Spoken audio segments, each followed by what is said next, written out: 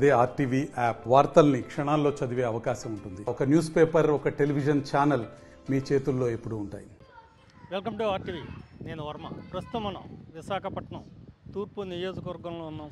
తూర్పు నియోజకవర్గంలో వరుసగా 3 సార్లు గెలిచిన వెలగపూడి రామకృష్ణ బాబుని ఈసారి ఎలాగైనా ఓడించి అక్కడ వైఎస్ఆర్సీపీ జెండా పాతాలని వైఎస్ఆర్ కాంగ్రెస్ పార్టీ సర్వ విధాలా సన్నద్ధమైంది. మనతో పాటు వైజాగ్ ఈస్ట్లోని కొంతమంది కార్యకర్తలు ఉన్నారు. సార్ చెప్పండి, ఎలా ఉండబోతుంది ఈసారి ఫలితం వైజాగ్ ఈస్ట్లో? ఇప్పటికే 15 సంవత్సరాలుగా ఇక్కడ తెలుగుదేశం పార్టీ జెండా పాతిస్తుంది. వెలగపూడి రామకృష్ణ బాబు గారు పెద్ద నాయకుడిగా ఇక్కడ అవతరించాడు. ఎంవి సత్యనారాయణ గారిని ఇక్కడ ఎందుకు వైఎస్ఆర్సీపీ నిలబెట్టాల్సి వచ్చింది? నా పేరు ఆకళ్ళ రమణమూర్తి, అడ్వకేట్ అండి, ఎంఈపీ కాలనీ. ఈరోజు మా విశాఖపట్నం ప్రతిష్టాత్మకమైన లోక్సభ సభ్యులైన ఎంవి సత్యనారాయణ గారికి తూర్పు నియోజకవర్గ ఎమ్మెల్యే అభ్యర్థిగా కేటాయించడం జరిగింది. వారు కనీ విని ఎరిగిన రీతిలో ఇప్పటి వరకు ఈ విశాఖపట్నంలో ఎవరు చేయనట్టుగా ప్రతి గడప గడపకి తిరిగి ప్రతి ఓటర్ని కలిసి పర్సనల్గా వారితోటి మాట్లాడి ఓటు అభ్యర్థించడం జరుగుతోంది.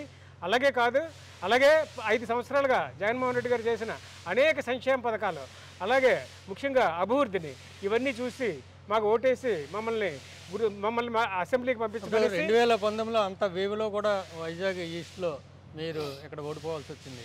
దానికి కారణం ఏంటంటేనండి, ఆ రోజున వంశీకృష్ణ గారు ఆయన విశాఖపట్నానికి ప్రెసిడెంట్గా చేసి మా నియోజకవర్గానికి ఇన్ఛార్జిగా ఉన్న వంశీకృష్ణ గారికి నుంచి విజయ నిర్మల గారికి ఎన్నికల దగ్గరలో మార్చడం జరిగింది పార్టీ. ఆ తప్పిదం వల్ల విజయ నిర్మల గారు టైం సరిపోవడం వల్ల ఆ విజయ నిర్మల గారిని ఒక 2-3 నెలల ముందు ప్రకటించుంటే 100కి 100 రూపాయలు ఆవిడ గెలిచేది ఉండేదండి. ఆ తొందరపాటు ఆ తప్పిదం వల్లే ఆవిడ ఓడిపోవడం జరిగింది తప్ప అందులో వెలగపూడి ఎమ్మెల్యే గొప్పతనం కూడా ఏమీ లేదండి. వెలగపూడి రామకృష్ణ అనే అతను చాలా అత్యంత బలహీనమైన వ్యక్తి అండి. అదృష్టం కలిసి రావడం వల్లే ఆయన ఎమ్మెల్యే అవుతాడన్న విషయం మీకు తెలియజేస్తున్నాను మీ ద్వారా.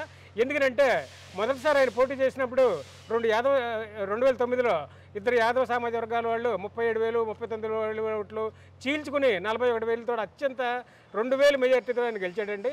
రెండోసారి కూడా ఆయన అలా అదృష్టవశాత్తు గెలిచడం తప్ప మూడోసారి గెలవడం జరిగింది తప్ప ఆయనకి ఏ రకమైన బలం లేదండి. ఆయన చాలా బలహీన చెప్తున్నారు. ఆయన బలహీనం, ఆయనకు అదృష్టం లేదని. అదే అదృష్టం ఆయన వెంట ఉంటే ఇంటి పరిస్థితి చెప్తారు. అందుకనే ఏ ఒక్క అవకాశాన్ని కూడా విడవకుండా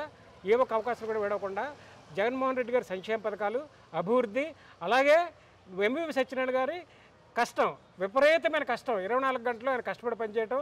మీకు ఒక విషయం కూడా తెలియజేస్తున్నాను. 7 అసెంబ్లీ నియోజకవర్గాలని ఒంటి చేతితో గెలిచిన ఎంవి సత్యనారాయణ గారు, ఒక 7 పార్లమెంట్ నియోజకవర్గం గెలిచిన ఎంపీ గారు ఒక అసెంబ్లీ నియోజకవర్గం గెలవడం అనేది ఆయనకి అంత గొప్ప కష్టమైన విషయం కూడా కాదు. దానికి తగ్గట్టుగానే ఆయన 24 గంటలు కష్టపడి కృషి చేస్తున్నారు.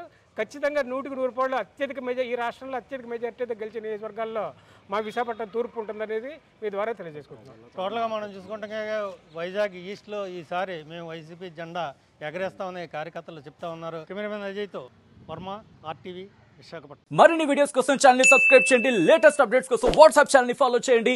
అండ్ లింక్ డిస్క్రిప్షన్ లో ఉంది.